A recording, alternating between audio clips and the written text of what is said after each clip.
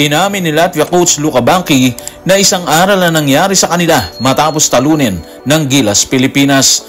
Inamin naman ni Coach Tim Cone na naging paraan nila para pataubin ang number 6 sa mundo na Latvia. Sa huli, sinabi ni Coach Tim Cone na sana ay makaharap ulit ng Gilas ang Latvia sa finals ng OQT. Tutukan po natin ang lahat ng yan, pero bago yan, hihingi po tayo ng isang subscription sa lahat ng dumadaan sa ating munting channel kung nagugustuhan nyo ang ating palabas. Kung medyo mabigat ang subscription, siguro kahit isang like at isang share na lang po yan. Okay na po ako dyan.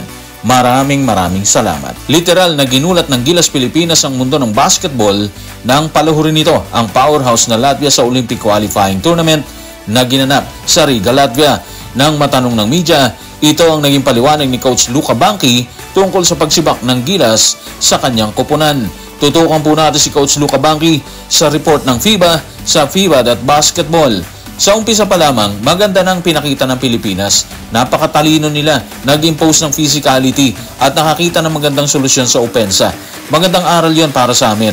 Pwede siyang mag-set ng tone sa naturang torneo. Nakakamangha rin yung panalo ng Croatia sa Slovenia at ngayon natalo naman sa New Zealand. Mas fresh na kupunan katulad ng Pilipinas. Grabe guys, natulog tayong masaya kasi nanalo yung Gilas, pero dun tayo sa sinabi talaga ni Coach Luka Banki. Magandang aral daw kasi yun sa kanila eh. To be honest, hindi ko alam kung ano yung sinasabi niyang aral sa kanila. Isip ko kasi baka na-underestimate nila tayo kaya ganun yung sinasabi niya.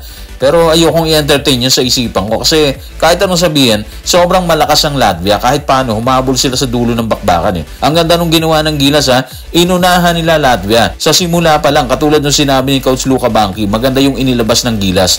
Kaya nung humabol yung Latvia, hindi na kinaya. Sunog na sila habang yung Gilas, determinado pa rin. Of course, lahat sila nagambag doon. Pero lumutang talaga performance ni Justin Brownlee.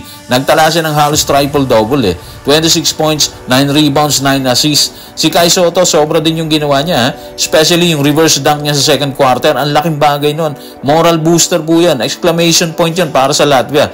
Yung tip-in niya, grabe din. Huwag din natin kalimutan yung mga tries na kinamada ni Justin Brownlee. Siyempre, yung dunk niya rin. Si Junmar Fajardo, parang hindi talaga tumatanda to. Sabay kung sabay dito sa Latvia. Masarap yung feeling talaga. Kung nagbigay ng pahayag si Coach Luka Banki tungkol sa pagkatalo sa Gilas, nagbahagi rin si Coach Tim Cone ng kanyang saloobin sa issue. Tanong, ano nga bang masasabi ni Coach Tim sa panalo ng Gilas versus Latvia? Tutukan po natin si Coach sa report ni Dynaston Ray Dalupang na Inquirer. Gulat po ako sa pag-upo ko sa harap nyo matapos manalo sa basketball game. Hindi ito isang bagay na sa isip namin magagawa namin. Magiging tapat lang ako sa iyo. Gusto namin pumasok at makipag-compete at magbigay ng magandang laban. Maaga kaming nagsimula. Maaga kaming kumumada. At salamat, yung Latvia nagmintis. Parang lahat naman ata, kahit nga buong mundo gulat eh. Bakit sila nagulat? Kasi hindi nila inaasahan talaga na mananalo ang Gilas Pilipinas na rank 37 sa buong mundo. Hindi nila inasahan na tatalunin natin ang rank number 6 sa buong mundo. Pero katulad ng sinasabi ng ating mga kababayan sa comment section, bilog ang bola. At yun ang totoong definition ng kasabihang yun. Bilog talaga bola. Hindi mo masasabi na mananalo ka sa laban kahit number 1 ka pa. Kasi yung kalaban mo, nag-practice din sila dyan. Meaning, hindi talaga dapat nagpapakakampante ang isang kupunan.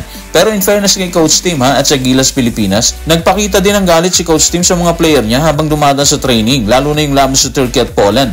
Ang laking bagay nun. Motivation kasi sa players yun eh. At eto, inaanin na nila yung prutas ng pinaghirapan nila sa training. Sa patuloy na pagbabahagi ni Coach Tim Cone tungkol sa panalo versus Latvia, nabanggit niya ang paraan kung bakit nila natalo ang malakas na kupunan. Kasabay niyan, ibinulgar na rin niya ang plano sa OQT para sa Gilas Pilipinas. Narito ang kanyang pahayag. Tutukan natin si Coach Tim sa report ni Ruben Tirado sa Spin. Credit sa ating mga players at sa kanilang depensa. Ginawa namin ang lahat ng makakaya para depensa ng Latvia. Gayunpaman, magiging tapat talaga ako, nabigla talaga ako. Hindi kami nagpunta dito para manalo ng isa. Sana makamove on tayo at makapunta sa next round at magkaroon ng chance na makaharap ulit ang Latvia sa finals. Malinaw naman yung sinabi ni Coach Tim kung saan siya kilala. Yung depensa niya talaga yung nagpanalo sa Gilas Pilipinas. Pero guys, iwan na natin yung depensa kasi nanalo na tayo. Wala nang debate doon. Doon tayo guys sa wish ni Coach Tim na makaharap ulit nila yung Latvia sa finals. Parang ganito rin kasi yung sinabi niya sa Asian Games eh. Nung matalo ng Jordan ng Gilas Pilipinas, nag-wish si Coach Tim Cone na makalaban ulit nilang Jordan. Kasi base sa pagtansya niya doon, kayang-kaya nilang pabagsakin ng Jordan. Ayun, nagharap sila sa finals matapos nating gulpihin ng China sa huling minuto ng 4th quarter kung saan lamang pa ang China noon. Alala nyo ba yon? Ngayon kasi, ganun ulit ang wish ni Coach Tim Cone. Makaharap ulit ang Latvia sa finals. Katulad ng wish niya sa Asian Games na sana makaharap ulit nila yung Jordan kasi nga tinalo sila. Kung tutuusin, mahirap ang dadaanan ng Gilas bago nila ulit makasagupa ang Latvia kasi dadaan pa sila sa crossover semis versus Group B. Pero iba talaga dating ng mga sinasabi ni Coach Tim.